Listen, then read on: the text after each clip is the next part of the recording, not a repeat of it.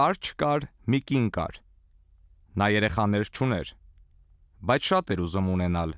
ու չէր իմանում, թե որտեղից գտնի։ Ահա մի օր գնաց պառավ վհուկի մոտ ու ասաց. ես շատ եմ ուզում փոքրիկ երեխա ունենալ, չես ասի, թե որտեղից կարող եմ ճարել։ Քո ցավին կարելի է ճար անել, ասաց վհուկը։ Ահա քեզ մի գարու հատիկ, սա հասարակ գարի չէ, նրանցից չէ, որ ցանում են գյուղացիները, կամ թե որով կերակրում են հավերին։ Դու այս գարին դիր ծաղկամանի մեջ և կտեսնես, թե ինչ կլինի։ Շնորհակալ եմ քեզանից, ասաց կինը։ Վհուկին փող տվեց ու գնաց տուն։ Տանը գարու հատիկը տնկեց ծաղկամանում, և իսկույն նրանցից դուրս եկավ կակաչի նման մի գեղեցիկ,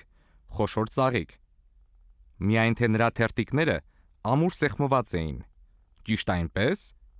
ինչպես չբացված կոկոնները։ Ինչ սքանչելի ծաղիկ է, ասաց կինը,